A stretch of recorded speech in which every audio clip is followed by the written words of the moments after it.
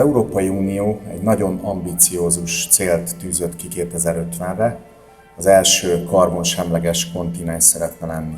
Ez a célhoz most már konkrét lépések, úti terv és irányelvek társulnak. Az épületek mintegy 40%-ban felelősek a károsanyag termelésért, a karbon terhelésért, ezért nyilvánvalóan egy karbonsemleges Európa csak és kizárólag modern és karbonsemleges épületekkel tud létezni. Ahhoz, hogy ez a zöld jövő így létrejöjjön, a következő 25 évben az építőanyagiparra, az építőiparra hatalmas munka vár. Európa teljes épületállományát újra kell szigetelni, fel kell újítani. Azt gondolom, ebbe a képbe tökéletesen beleillik Magyarország stratégiája. Magyarország a zöld átállás egyik vezető állama szeretne lenni, és ennek a zöld átállásnak azt gondolom az építőipar részéről biztosan nem lesz akadálya. Nem sokára elindul az otthonteremtési, otthonfelújítási program, amely már végre energetikai fókuszú lesz, és végre megkezdődik az a hosszú folyamat, hogy a hazai épület állomány is modern és energetikailag hatékony legyen. A magyar kormány egyik fontos gazdaságpolitikai célkitűzése az, hogy a magyar építőipari és anyagipari vállalatokat lehetőleg versenyképesebb helyzetbe hozza. Ez a magyar gazdaság növekedésének egy nagyon fontos alappillére. Ma 400 000 ember dolgozik ezen ágazatokban, amelyeknek termelési értéke 7500 milliárd forintot ért el a tavalyi esztendőben. A háború, az annak nyomán előállt világgazdasági és európai gazdasági nehézségek miatt a magyar építőipar növekedése is sajnos megszakadt, azonban az idei esztendő első negyedévében újra növekedést, egy 2,5%-os növekedést tudtunk feljegyezni az építőipar tekintetében. És igaza van a vezérigazgató úrnak, amikor arról beszél, hogy az Európai Unióban most olyan szabályok születtek, amelyek nyomán az épületek energiahatékonyságát javítani kell.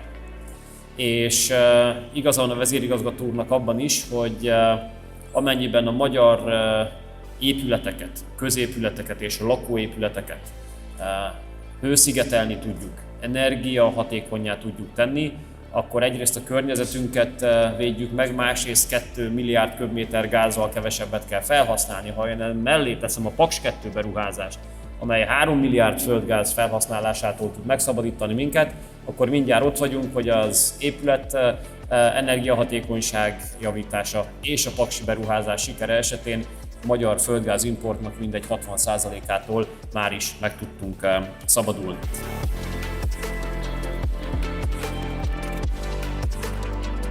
Selena is a global company, consists of 30 companies around the world. We are present in 90 countries.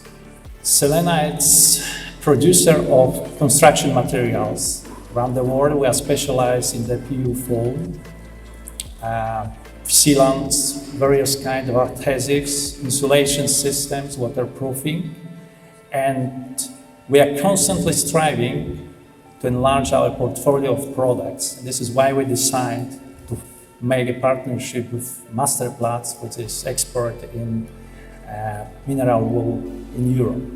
So we really appreciate this, and in 2023 we established a joint venture to decide to build the company together over here named PIMCO and start construction of this site, which has a size of 11,000 square meters and the future capacity of 19,000 tons of glass wool.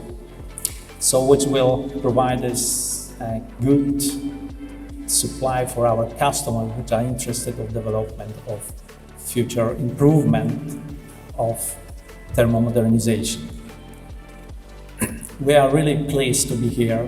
We are grateful as well to the Cerens, which has proved to be very helpful for us in this investment. I don't have time to explain all names and mention about everybody, but I would like to say thank you to all employees of Selena, Masterplast and PIMCO. Egy nagykövetnek mindig öröm a két nemzetet összekötő barátságról beszélni.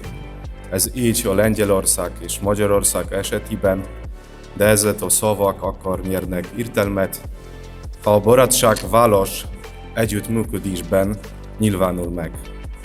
Ma, itt Szerencsen, ennek újabb sikeres példát láthatjuk.